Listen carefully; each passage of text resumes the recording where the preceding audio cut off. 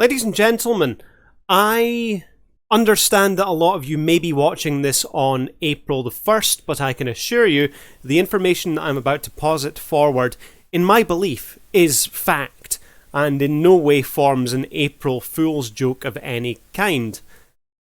YouTube are hiding public-facing dislikes from YouTube videos. Why do I think this is fact and not an April Fool's joke? Well, they wouldn't run with it for 20-odd thousand comments on a Twitter thread. They wouldn't publish a blog entry on their own sites talking about removing public-facing dislikes, and they wouldn't add it in as part of a Creator Insider video, which we will take a look at, and we will dissect the section where they talk about that as per our usual Creator Insider reviews that we do. It's my opinion that dislikes on YouTube videos, they are quite a valuable metric to the casual observer, to the casual viewer, when they're looking for information. I will take my own experiences as an example, ladies and gentlemen. I'm a man that cannot tie a tie to save myself. I wear a tie only a few times a year, certain occasions, births, weddings, funerals, you know, that sort of thing. Back when the real world was an actual thing and you could go out and do these things. But when you have a train to catch in 45 minutes and it takes you 40 minutes to get to the train station, leaving you with 5 minutes to try and work out how to get that nonsense around your neck, you go to YouTube and you look for the shortest video you can find, because you don't need to spend 10 minutes watching a video about how to tie a tie when a video of 1 minute and 30 seconds does the job. Trust me, I know. But then the other way that you judge the content within those videos is that your less than 2 minute video about tying a tie, you need to have that like to dislike ratio on it, your likes being pretty high, because how many people like me have needed this information critically and went to this guy's video to learn how to tie the tie, and then left a like as a mark of respect because that guy has literally saved your neck.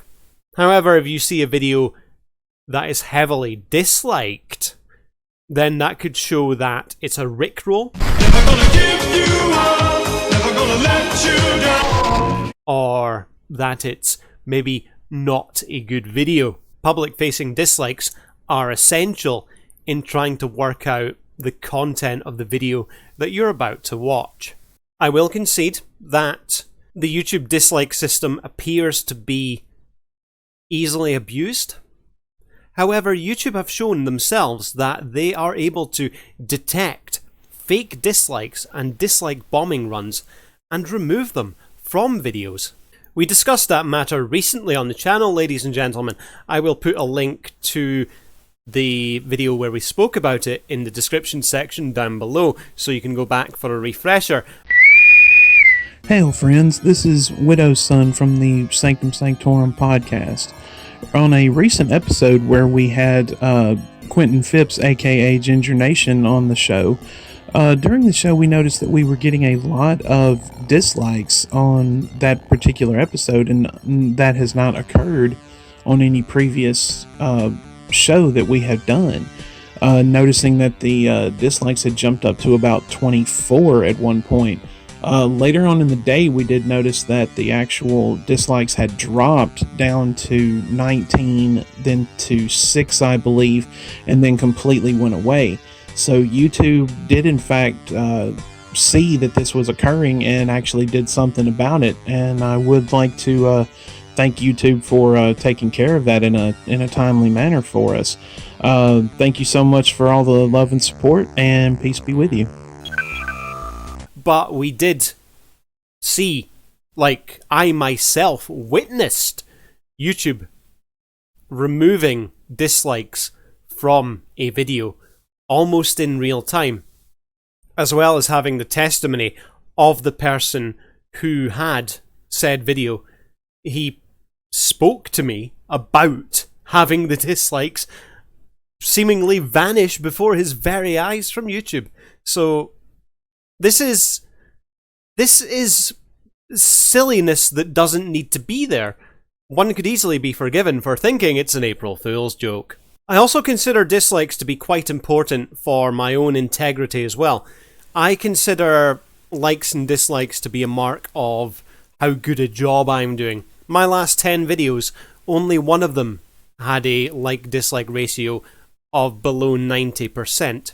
In fact, YouTube showed me that it had 3 likes, and it doesn't give you the number of dislikes, it just gives it a percentage. So it said it had 3 likes, and it was a 75% like-dislike ratio. So presumably, if YouTube's maths is like real-world human maths, that means that that video got 1 dislike. And none of the other 10 videos had anything less than 90% of a like-to-dislike ratio.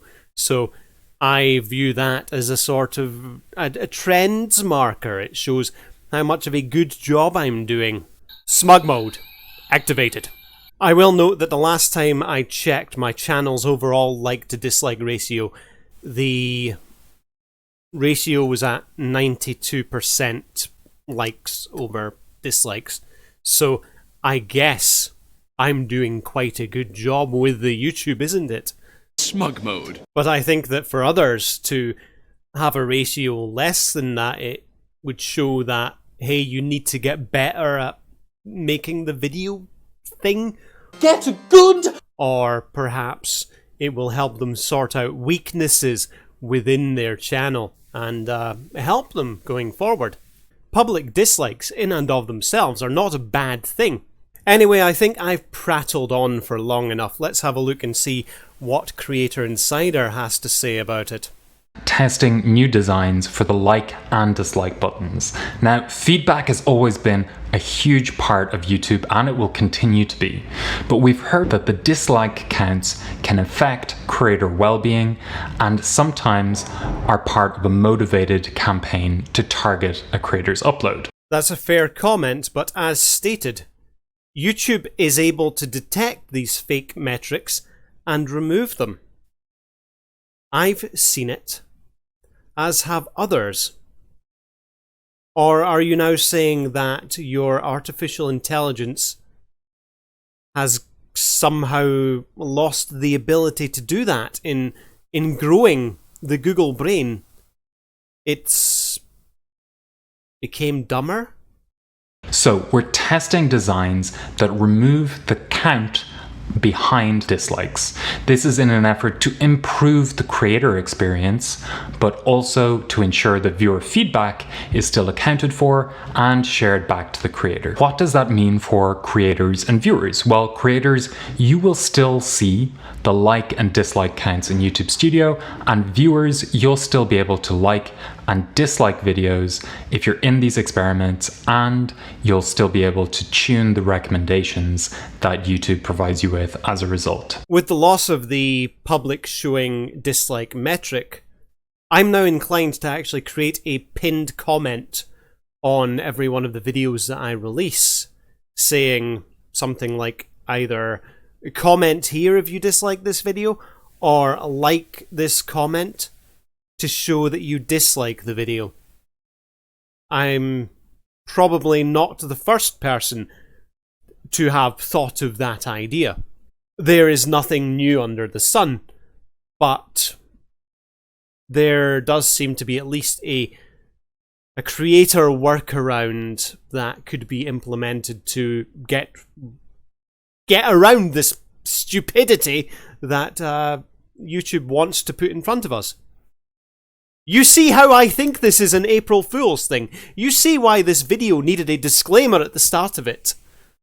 It's crazy, ladies and gentlemen. Absolutely nuts.